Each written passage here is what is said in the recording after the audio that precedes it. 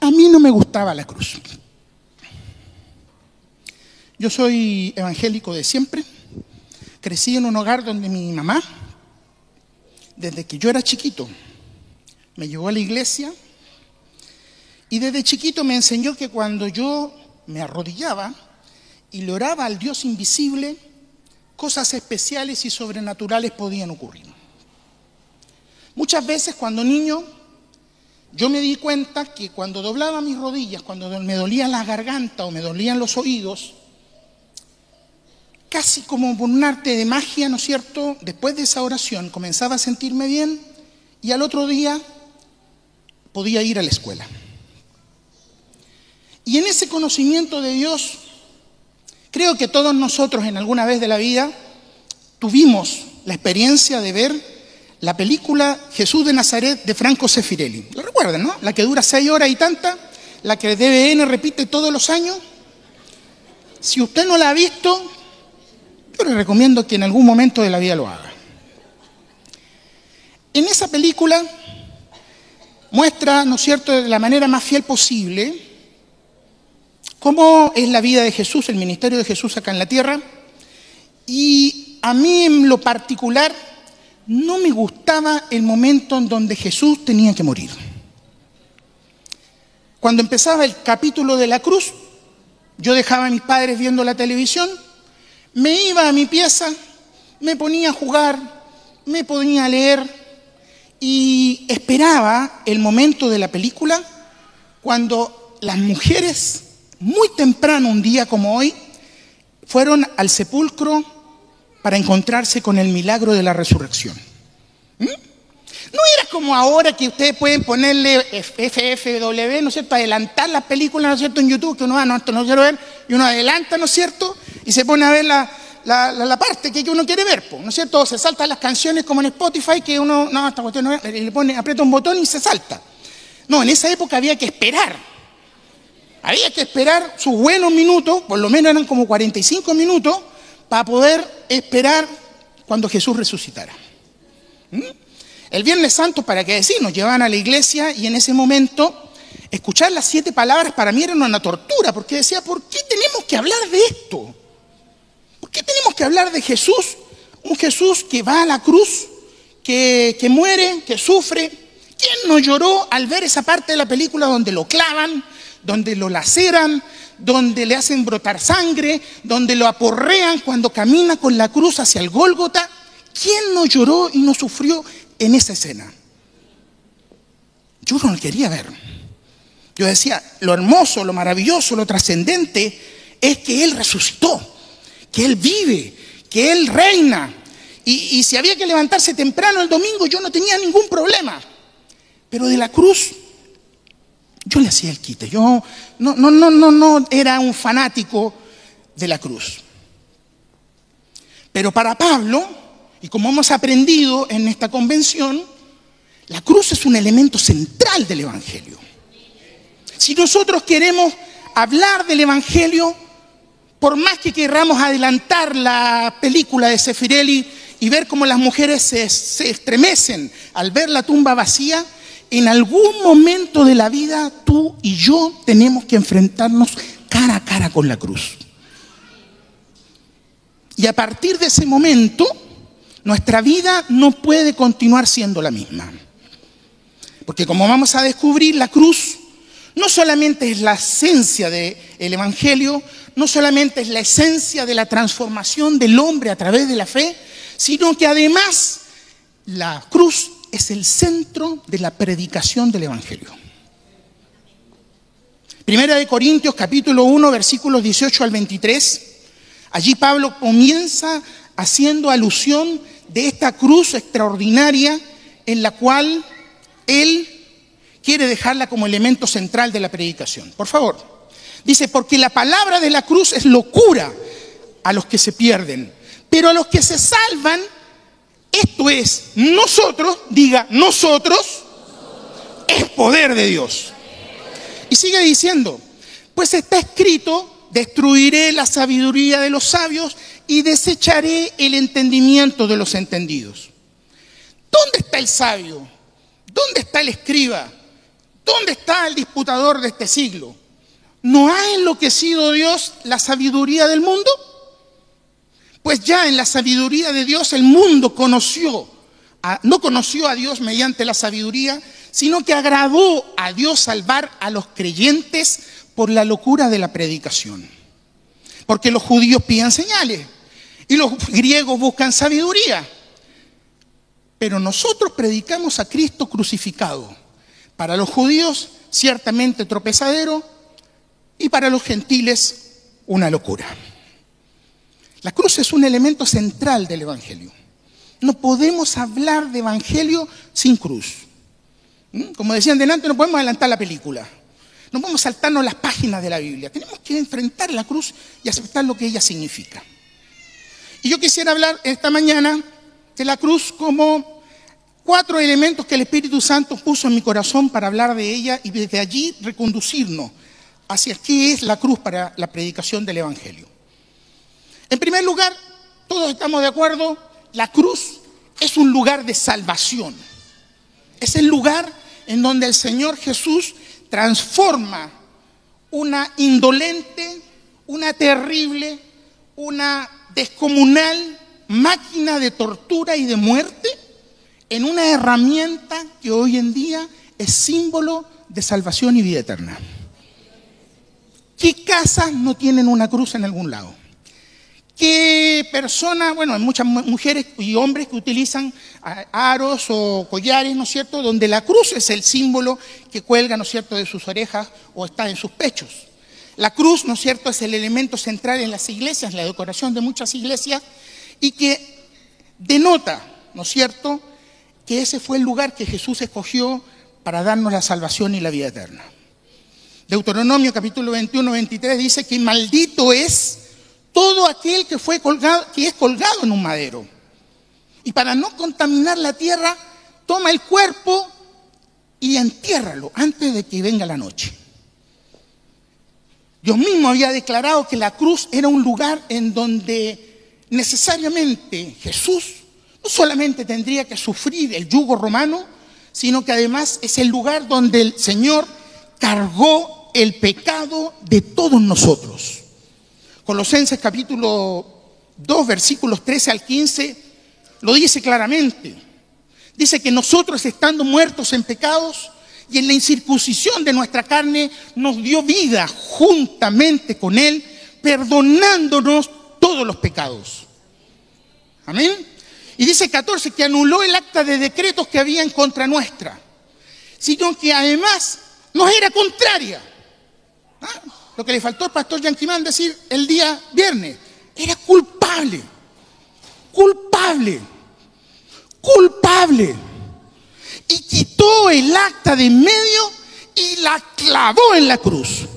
Y despojó a los principados, a las potestades, los exhibió públicamente, triunfando sobre ellos en la cruz. Por lo tanto, Jesús te perdonó, Jesús te limpió, Jesús te dio salvación y vida eterna en ese lugar. ¿Cuántos dicen amén?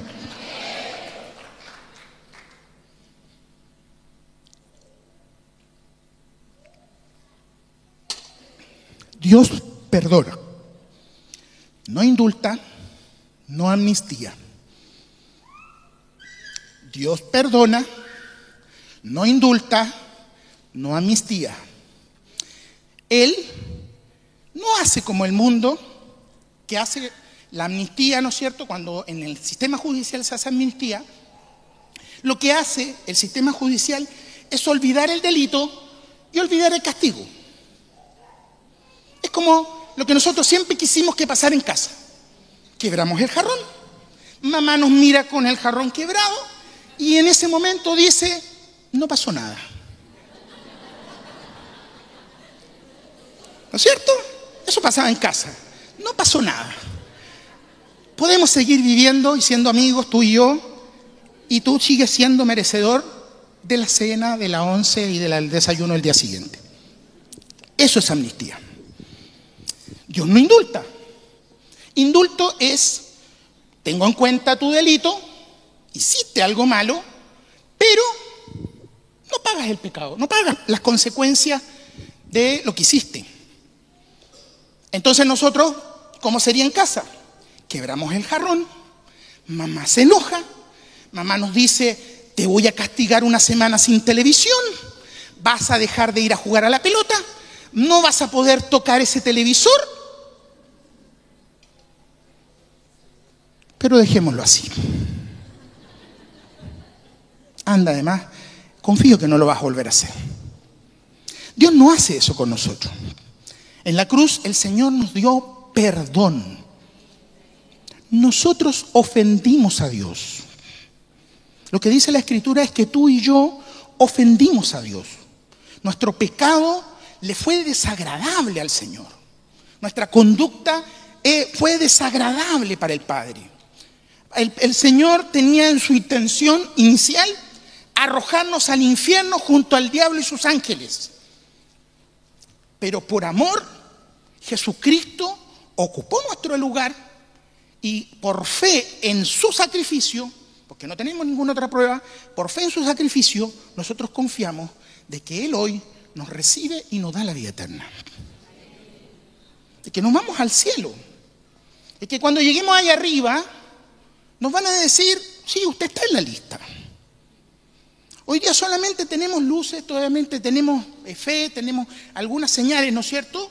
Pero la seguridad de que nuestro nombre está en el libro de la vida todavía no está hasta que lleguemos arriba. Por lo tanto, nosotros hoy día creemos que en la cruz el Señor no solamente nos perdonó, no solamente limpió nuestro pecado, no solamente dijo, sí, lo que hiciste fue muy grave, lo que tú pecaste es muy terrible, lo que tú hiciste me dolió el corazón, pero de corazón yo suelto perdón sobre ti y toda consecuencia, todo dolor que yo tenga en mi corazón, todo acto que yo quiera hacer en contra tuya, lo declaro nulo a partir de tu fe en Jesús. Por lo tanto, el lugar es un lugar de salvación. Es un lugar en donde el Señor nos ofrece una nueva oportunidad. Es también la cruz un lugar de confesión. Cuando nosotros examinamos el libro del Génesis, el pecado original, nosotros desde allí ya podemos ver cómo el diablo actúa en perjuicio de nuestra vida. Si tú examinas el libro de Génesis en el capítulo 2, versículo 17, cuando Dios le dice al hombre que no coma del fruto prohibido, lo que está diciéndole es, si tú comes del fruto prohibido, vas a morir. Más que hizo Satanás. Satanás le dijo a la mujer en Génesis 3, capítulo 3, versículos 4 al 5, va Satanás y le dice a la mujer, no es cierto que van a morir. Si nosotros leemos el resto de la historia, tiene razón. No era que ellos iban a comer y como que la fruta fuese envenenada y allí en ese mismo acto ellos iban a perecer, ¿no es cierto? Y hasta ahí nomás iba a llegar la creación de Dios. No, lo que nosotros vemos es que Satanás sutilmente lo que hace es cambiarle la orden que Dios había dado. Y dice la Biblia que la mujer, después de escuchar al diablo, se dio cuenta que el fruto era bueno. Lo que Dios había dicho que era malo, Satanás sutilmente se lo hizo ver como algo que era bueno. Líneas más claras, mientras Dios nos muestra a nosotros lo que conviene para nuestra vida y que muchas veces no es algo inmediato que está delante de nuestros ojos, porque si analizamos la historia al final, obviamente lo que ocurrió fue que la muerte entró a través de ese acto, ¿no es cierto? Ellos no murieron físicamente, pero la muerte entró por ese acto. Dios, sabiendo que eso era una de las posibilidades, lo que hizo fue pensar más allá y prohibirles comer el fruto. Pero Satanás apeló a lo que apela siempre, a nuestro derecho.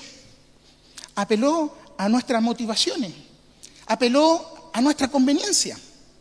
Y si tú te fijas siempre, cuando nosotros pecamos, cuando luchamos con el pecado, estamos luchando entre lo que Dios quiere para nosotros y lo que nosotros en realidad queremos. Lo que hizo Satanás en el huerto del Edén fue interponerse entre lo que Dios quería hacer y ponerle fuego, ponerle leña, ponerle fuego y hacer, ¿no es cierto?, humareda de eso, para que el hombre se sintiera valorado en lo que él merecía tener. ¿Cuántas veces nosotros nos hemos pillado y nos hemos dado cuenta que cuando pecamos, no importa el nombre del pecado que nosotros tengamos, siempre es algo que nosotros hacemos motivados por nuestra propia carne, por nuestra propia necesidad, por nuestro propio argumento. Lo hice y aunque no lo digamos en la cara, ¿no es cierto?, no lo digamos de los labios hacia afuera, nos gustó hacerlo. Nuestra carne sintió placer al hacerlo. Nuestra carne sintió que, a pesar de que sabemos que está mal, sabemos que no es correcto, sabemos que estamos errando, nuestra carne por dentro siente satisfacción. No necesariamente es un demonio que te está agitando dentro tuyo y que te está haciendo sentir esa sensación.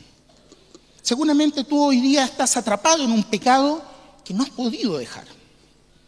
Quizás estás luchando con pornografía, estás luchando con una administración poco sabia del dinero, estás luchando para poder decir la verdad en todo momento, quizás tienes vergüenza de declarar que eres evangélico, quizás tú tienes en tu corazón o en alguna área de tu vida algo que todavía no le has entregado al Señor y el Señor sabe que tú estás lidiando con eso. El Señor sabe que tú estás día a día peleando con eso. Y la cruz, amados, es el lugar donde tú tienes que correr porque es el lugar donde tú tienes que confesar el pecado. Si tú estás luchando para poder dejar de fumar, para poder dejar de tomar, para dejar de mentir, para dejar de hacer esas cosas que solamente tú sabes que estás haciendo, para poder dejar de pensar en lo que tú estás pensando y que solamente tú sabes que estás pensando, necesitas ir a la cruz, porque es el lugar donde el Señor te está esperando, porque es el lugar de confesión, es el lugar donde Él ofrece perdón y ofrece vida eterna. El Señor en el huerto del Edén, cuando preguntó a Adán, Eva, ¿dónde están? No es que a Dios se le echó a perder el Google Maps, como decía la predicación, no es que Dios no tenía idea de dónde estaban, sí sabía dónde estaban, pero lo que Él esperaba era que ellos corrieran hacia Él. Él sabía que habían pecado, Él sabía lo que había ocurrido y lo que Él anheló en ese momento fue que Adán y Eva corrieran hacia Dios. Y déjame decirte, quizás hoy día es lo que tú tienes que hacer, es correr a la cruz. Tú tienes que correr a la cruz para que eso muera definitivamente, para que ese pecado regalón, para que esa circunstancia no resuelta, para que eso que se revuelve en tu vida una y otra vez y te avergüenza, te hace sentir débil, te hace sentir indigno, de una vez por todas el Señor lo quite de tu vida. ¿Cuántos dicen amén?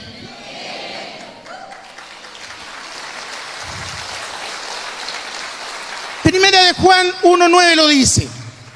Primera de Juan 1:9 dice que si nosotros confesamos nuestros pecados, Él es fiel y justo para perdonarnos y limpiarnos de toda maldad. Tienes que correr a la cruz. Él no te quiere fulminar, no quiere terminar contigo, Él no quiere decirte, oh, ya no me sirve, fuera. Él cuenta contigo.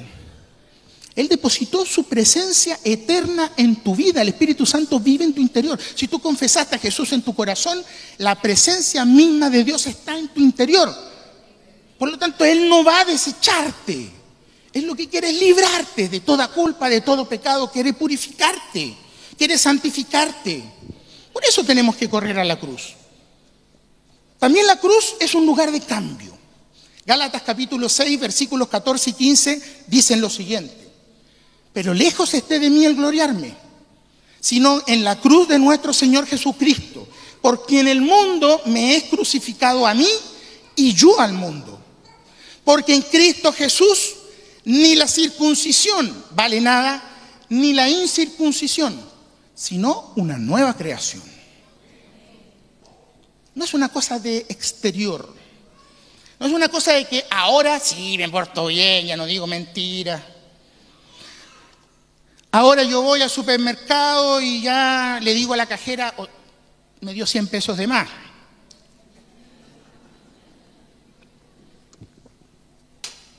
No se trata solamente de que antes yo era un ogro en la casa y ahora soy un dulce de leche, un caramelo. No se trata solamente de un cambio estético. La cruz es un lugar en donde nuestra naturaleza no puede seguir siendo la misma. Nótese que dije, no puede seguir siendo la misma.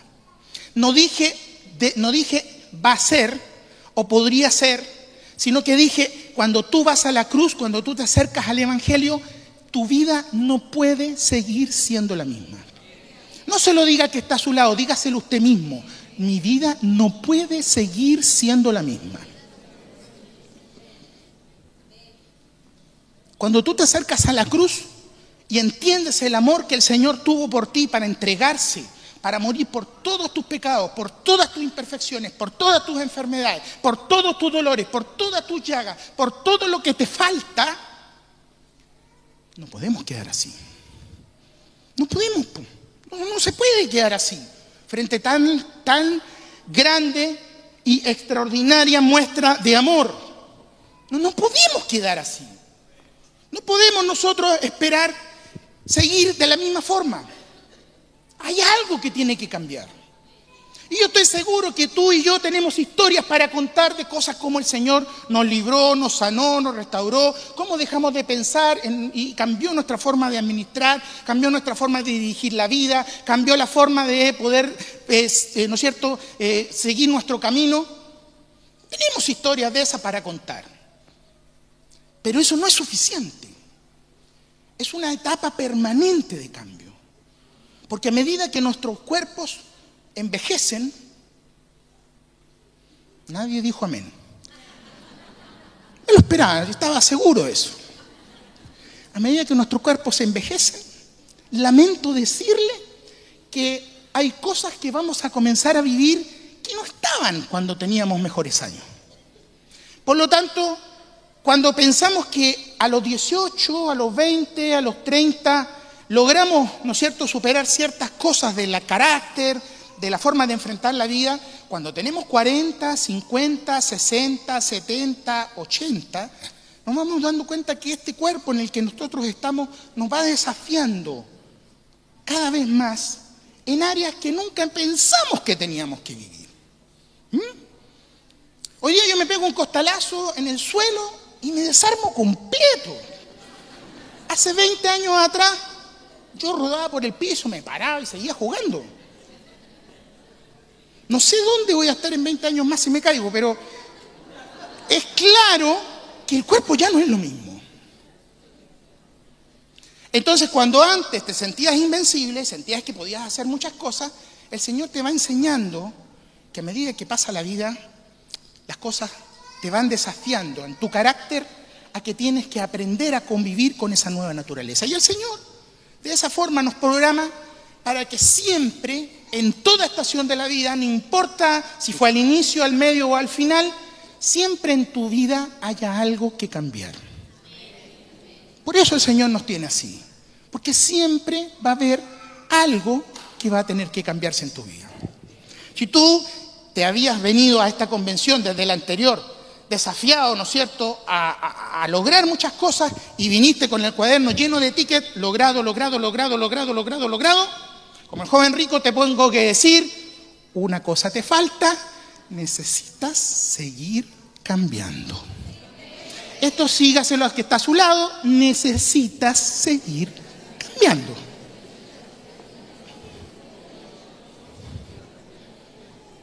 La cruz es un lugar de esperanza. La cruz es un lugar de esperanza.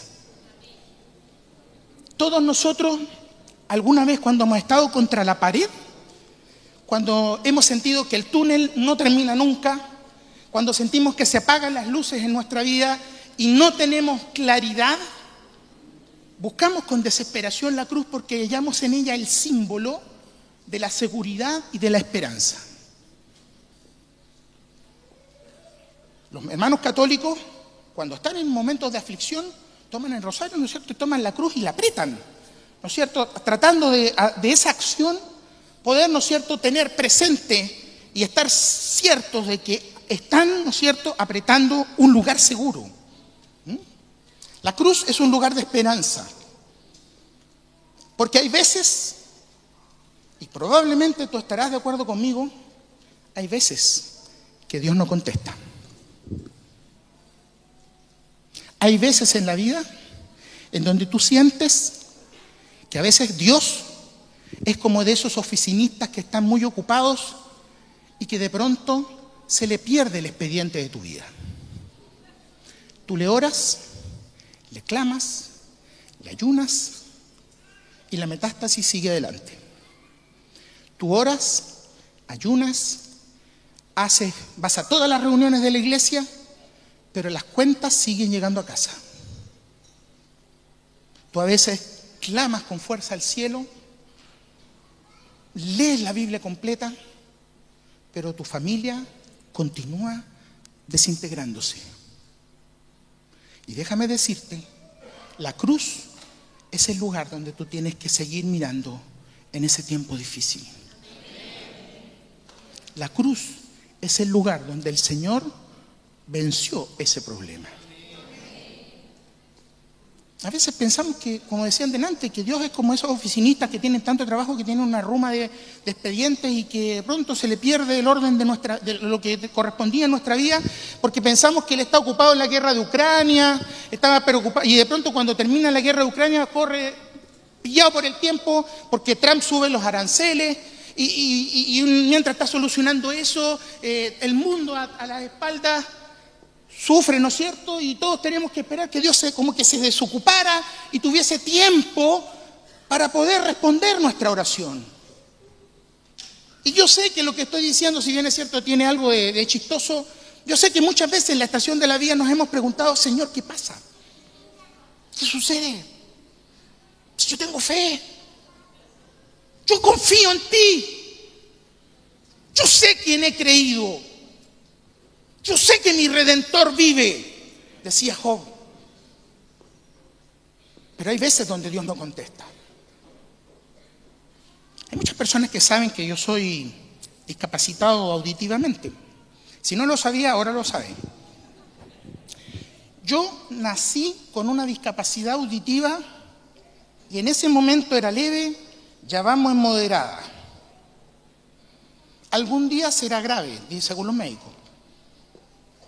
Cuando yo era chico, era pequeño, sufría mucho de otitis, sufría mucho de dolor de garganta y desde muy pequeño para mí el mundo siempre fue silencioso. A diferencia de los que escuchan bien, yo siempre vi que mi vida era una vida en donde no habían muchos estímulos sensoriales auditivos. Además, añádale a eso que era corto de vista. Y sin lentes no veía nada. Literal. Si mi esposa me hubiera conocido con esos lentes, ella no estaría aquí, estaría en Colombia.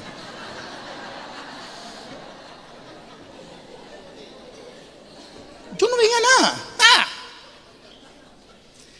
Y además de no ver nada y no escuchar nada, o escuchar muy poco, cosa que en esa época, mi profesora de kinder se dio cuenta, llamó a mi mamá y le dijo, mire, ¿sabe? Su hijo no escucha mucho, lo vamos a sentar adelantito. Y yo desde un momento siempre supe que mi puesto era el primero de la fila, siempre. Porque yo no escuchaba. Y para poder escuchar y poder ver la pizarra, necesitaba estar adelante. Como yo les comenté, desde pequeño yo iba a la iglesia, creía en un Dios que me sanaba, creía en un Dios que hacía milagros, creía en un Dios que podía hacer una cosa extraordinaria. Y vino a Chile, me recordarán los que son de más años, los que son de la Cristín de Clario para acá, que seguramente no tienen idea, es que vino a Chile un famoso telepredicador llamado Benny Hinn, en la época de los 90. En esa época tenía alrededor de 14, 15 años, y cuando supe que una de sus, como cosa más clásica, ¿no es cierto?, de las cosas que él hacía cuando se presentaba, era las campañas de milagro. No había internet en esa época, no había, imagínense que nada de lo que nosotros hacemos hoy día con el celular para averiguar quién es, qué hace, de qué se trata, existía en esa época. Era simplemente el boca a boca, de repente que saliera en un diario o que te lo comentaran en la iglesia. Bueno, yo pertenecía a una iglesia tradicional donde no creía en esas cosas, así que más difícil para mí era. Entonces, supe que venía este televangelista llamado Benny Hinn y que yo supe que la gente llegaba, oraba por ellos y llegaban en silla de ruedas y se iban caminando. Gente que llegaba cojeando, que llevaba con las piernas dobladas, se le enderezaba la espalda y salía completamente sana. Y yo dije, esta es la mía. Esta es la mía. Escucho tan poco, y si Dios ha hecho cosas así, con mayor razón, si yo voy a esta telecampaña, voy a poder recibir lo que yo anhelo. Y me puse en campaña, Señor, yo quiero ir a esa campaña. Señor, toca a mi mamá, porque mi mamá seguramente no va a querer que yo vaya, no me va a dar permiso. Señor, por favor, oro para que yo pueda estar en esa campaña. Mi mamá dijo, no tienes permiso, no puedes salir, menos solo, tenía 14 y 15 años, al Estadio Nacional en Santiago. Imagínense, en esta época sería absolutamente imposible, pero en esa época que no era tan terrible la cosa en términos de seguridad, me dijo, no, aquí te van a asaltar, te van a hacer esto, te van a hacer lo otro. Dios es poderoso y si tú escuchas el programa radial puedes sanarte aquí mismo. Yo le creí en un Dios poderoso y puse la Radio Corporación en el dial correspondiente y cuando llega la hora de la telecampaña escucho atentamente y cuando el pastor dice, ahora pasen todos los que quieren recibir sanidad, yo cerré mis ojos. Con la fe que nunca antes en mi vida había tenido. Nunca en mi vida había sentido que se me apretaba el corazón, se me apretaba el estómago, se me apretaba la cabeza y exprimía hasta la última gota de fe de mi vida. Y mientras el pastor oraba a través de la radio, yo le decía, Señor, yo creo que tú puedes hacer este milagro.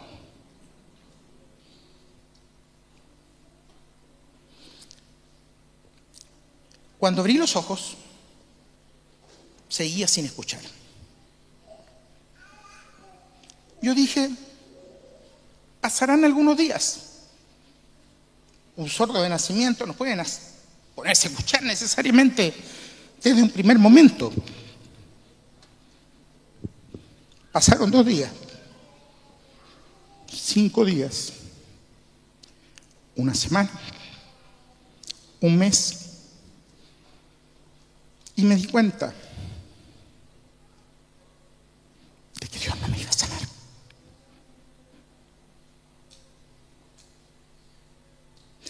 En ese momento,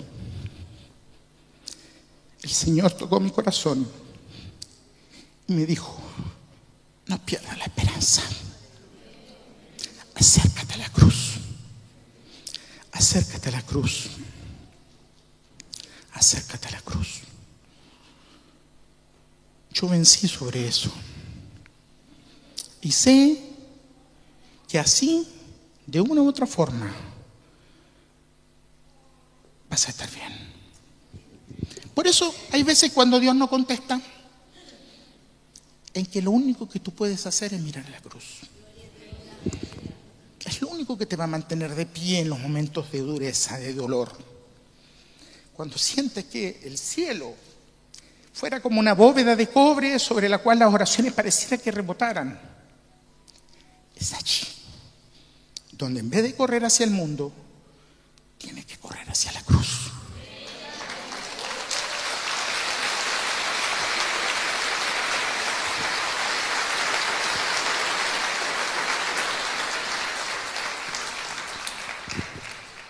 Y quizás, como en mi caso, Dios te quiere usar así. Dios te quiere usar así. Es su voluntad. Él sabe lo que es bueno para nosotros. Él sabe lo que nos conviene. Yo le cambiaba la letra de las canciones, estaba tan sordo que yo cantaba el pobre oso de Isabel. El pobre oso de Isabel.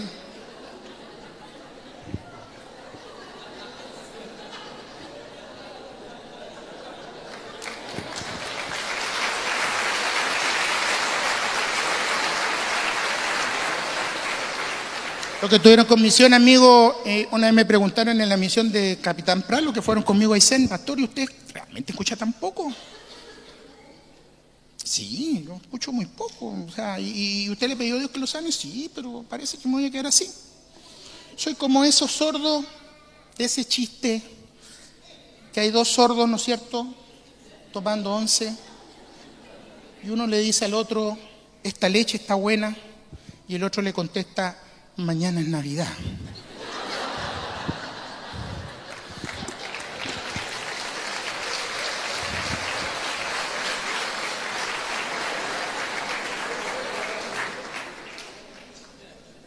Hubo un momento en donde el otorrino, estoy hablándole ya después de la campaña de Benigín, ya después de que ya me di cuenta que esto no iba a mejorar.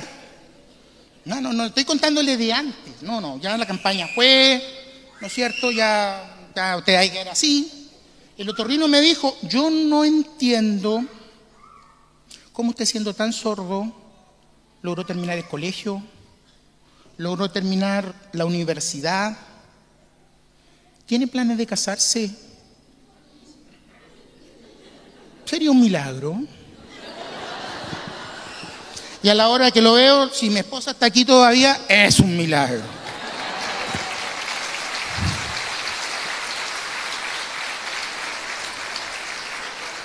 Dios te quiere usar así.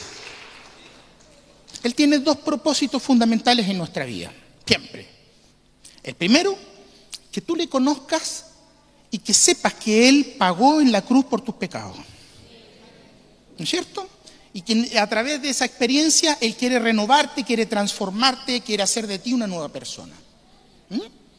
Y el segundo, no menor, y que olvidamos muchas veces, es que Él quiere usarnos para que a través nuestro el Evangelio de Jesucristo llegue a todo lugar. Y eso es fundamental. Es que nosotros entendamos que el Señor nos tiene así y nos proyecta así y nos ama así porque Él quiere usarnos para una obra extraordinaria que, imagínense, Jesús dijo, es mejor que yo me vaya. ¿Por qué no se quedó? Si ya había resucitado, ¿no es cierto? Él vive, Señor.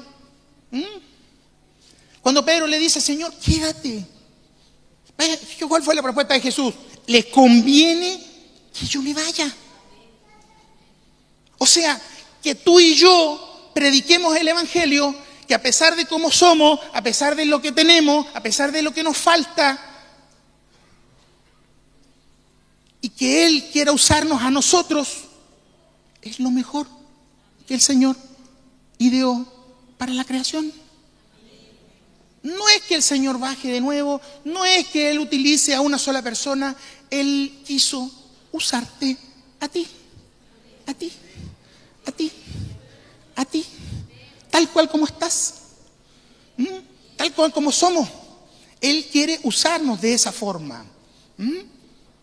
Y para poder ir cerrando esta parte, ¿no es cierto?, y proyectándonos a lo que tiene el título de esta predicación, que es el centro, ¿no es cierto?, de lo que significa la cruz y lo que es la predicación del Evangelio, es poder entender que todo ese proceso que tiene la cruz en nuestra vida, todo eso que significa que es un lugar de salvación, que es un lugar de esperanza, que es un lugar de confesión, que es un lugar en donde el Señor nos cambia, es para que nosotros podamos proyectar a Jesucristo en todo lugar.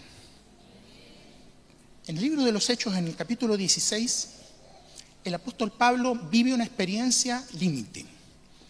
Ellos están predicando en Filipos. En Filipos hay una adivina.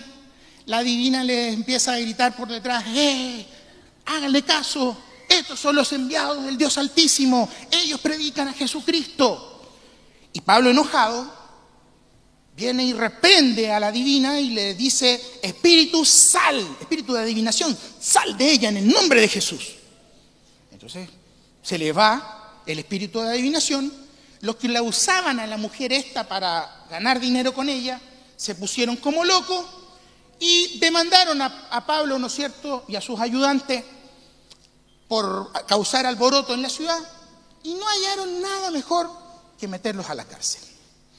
Por lo tanto, lo que ustedes están leyendo es lo que le pasó al apóstol Pablo en Filipos cuando estaba predicando el Evangelio.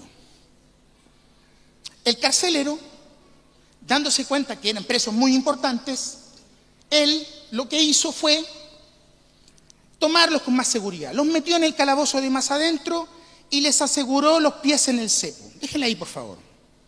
Ustedes se habrán preguntado toda la prédica, ¿para qué están estas sillas aquí?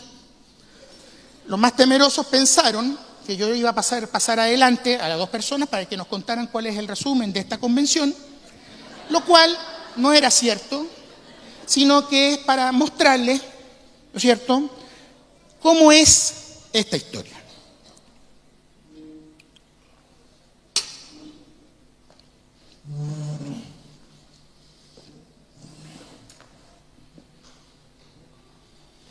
Ustedes ya aprendiendo lo que es lo del sustituto, haga cuenta que yo los estoy sustituyendo a ustedes en esto. El cepo es una tortura en la cual la persona que está asegurada, como dice el versículo 24 del libro de los Hechos, está sentada en el suelo. Yo estoy sentado en dos sillas cómodas, gracias, amados de protocolo, de salvarme de hacerlo en el suelo, pero ellos estaban sentados en el suelo, no sobre una silla. Y tenían amarrados a través de un hoyito, ¿no es cierto? Había un palo de madera ahí, en donde ellos tenían que pasar los tobillos, luego pasar la mano, ahí, la cabeza, pero eso no lo voy a hacer porque si no, no va a haber pastor para el resto del año. Y en esta incomodísima posición, versículo 25, no sigo porque si no, después tienen que llamar a la ambulancia. A medianoche, orando, Pablo y Silas cantaban himnos a Dios y los presos los oían. Y uno dice, claro, cantaban, pero cantaban así. Así cantaban. ¿Ah? No es que estaban así sueltos y contra los barrotes. Seguramente, si yo hubiera estado ahí, yo habría dicho, suéltenme inmediatamente, soy un hijo de Dios. No saben quién es mi abogado.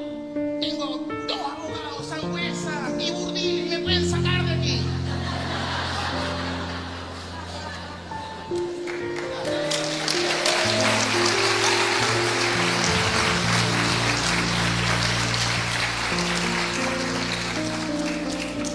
Seguramente ustedes habrían orado, habrían ayunado. No, yo habría gritado. Yo habría gritado y habría dicho, ¿estás tocando a un hijo de Dios? Quizás toda la noche habría estado gritando, suéltenme. Me rehúso a estar aquí. Pero Pablo y Silas cantaban. Ellos cantaban. Porque ellos tenían muy claro que la cruz era el lugar a donde ellos tenían que mirar en ese momento.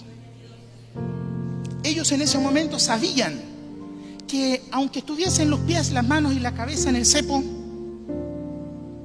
ellos sabían que mirando a la cruz había salvación, había sanidad, había esperanza, había una posibilidad remota, difícil, pero había una posibilidad de cambio. Y seguros en eso, no hallaron nada mejor que cantar en medio de la tormenta. Y quizás tú estás esperando que descienda un ángel, transforme tu vida, solucione todos los problemas de pecado que tienes. Quizás estás esperando que el Señor se te aparezca en sueños y te hable de una manera clara y te diga a qué nación tienes que ir. Quizás estás esperando continuar el pecado hasta donde el elástico lo permita, hasta en un momento en donde el Señor ya literalmente te diga, por favor, cortémosla. Pero quizás en este momento, tal como estás, necesitas hacer como Silas y Pablo y reconocer en tu debilidad, reconocer en tu imperfección que necesitas mirar la cruz. Necesitas llenarte de esperanza, llenarte de seguridad y cantar en medio de la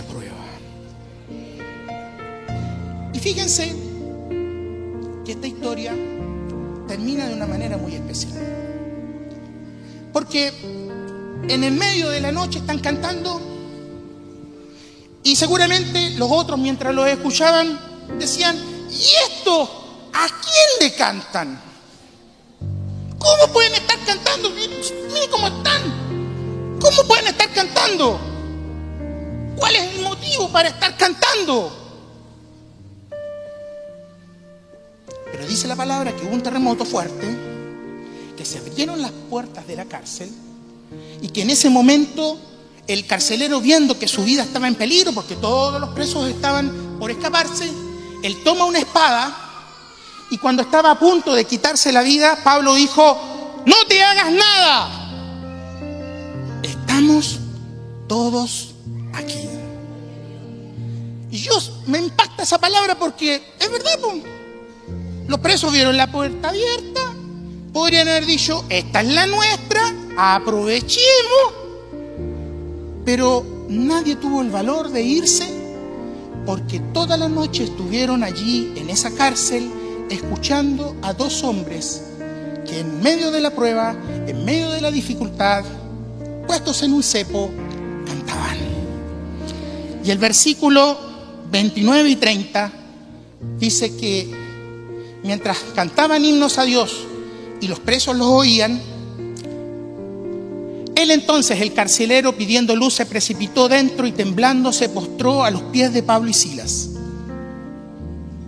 Y sacándolos les dijo: señores, ¿qué debo hacer para ser salvo?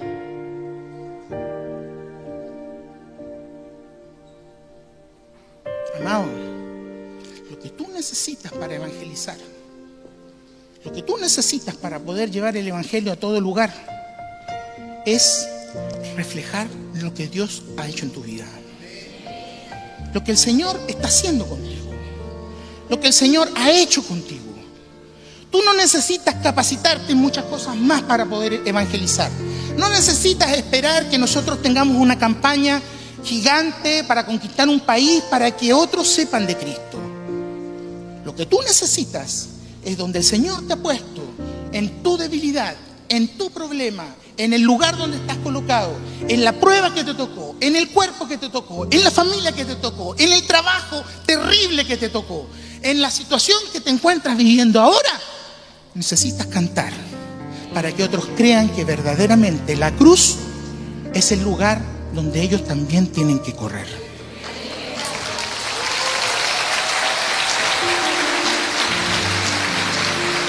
Esa es la clave. Esa es la clave. Como cantó alguna vez Marco Witt, lo que nosotros necesitamos hacer día a día, tiempo tras tiempo, es pedirle al Señor que nos renueve. Es pedirle al Señor que nos mire cómo somos, examine nuestra condición y que nos cambie para que podamos seguir dando más luz. Ustedes se recuerdan esa canción que decía: renuévame, Señor Jesús, quiero ser igual. Póngase de pie. Renuévame, Señor Jesús, pon en mí tu corazón, porque todo lo que hay dentro de mí necesita ser cambiado, Señor, porque todo lo que hay dentro de mi corazón necesita más de mí. Yo te invito a que si necesitas correr hacia la cruz, lo hagas correr, corre hacia acá. Si tú necesitas hacer hoy día un acto de fe, quizás no hay una cruz física en este lugar, no tenemos quizás un lugar preparado así, pero quiero invitarte a que corras hacia la cruz. Quizás necesitas hoy día correr a la cruz porque necesitas de una vez por todas decirle: Señor, yo necesito más de ti. Yo necesito que renueves mi vida. Ya no tengo oportunidad. El mundo ya no fue capaz de ofrecerme lo que mi vida necesitaba. Yo hoy día necesito correr a la cruz. Necesito venir a tus plantas, Jesús. Necesito venir y arrodillarme delante tuyo y decirte: Señor, aquí estoy disponible para lo que tú quieras hacer conmigo. Corre, ven a la cruz, arrodíllate, ven, dile: Señor, yo hoy día estoy aquí y siento que mi vida no puede seguir siendo la misma. Hoy día siento, Señor, que la hipocresía tiene que terminar. Yo hoy día digo: este pecado tiene que terminar en mi vida. Hoy día esta forma de pensar tiene que terminar en mi vida. Hoy es tiempo de correr a la cruz. Hoy es tiempo para que corras hacia las plantas del Señor y puedas decirle: Señor, yo necesito más de ti. Yo necesito ser renovado, necesito ser transformado. Necesito, Señor, que hoy día mi vida sienta que tú me amas y que esa cruz, Señor, la tenía que haber ocupado yo. Ese lugar era para mí, Señor. ¿Cómo no darte gracias, Señor, porque tú ocupaste mi lugar?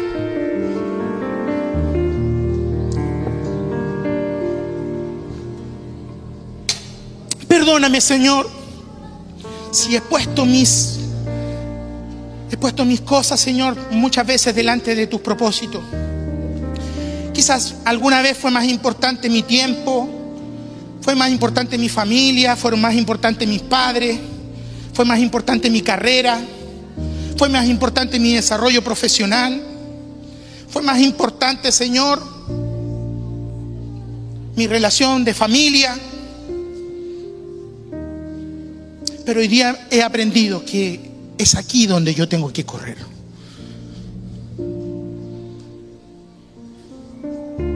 La palabra dice de que tú haces nuevas todas las cosas. Y quizás hemos estado orando para que muchas circunstancias a nuestro alrededor cambien. Hemos estado orando, quizás muchas mamás llevan años orando por sus hijos, hijos por años orando por sus papás, por sus esposos, algunas esposas, viceversa. Quizás algunos orando para que los cambien de trabajo, para que los cambien de ciudad. Y esta mañana el Señor te ha demostrado que el que necesita cambiar eres tú. Hay gente que cuando vuelva a sus hogares, allí estarán esperando las cartas del banco. Gente que cuando vuelva a sus ciudades probablemente tendrá una cita con el médico y no le darán buenas noticias. Señor, este pueblo ha aprendido hoy día que somos nosotros los que tenemos que cambiar. Somos nosotros, Señor, los que vamos a llevar la luz de Jesucristo. Somos nosotros los que vamos a ser transformados, renovados, restaurados, como decía la canción.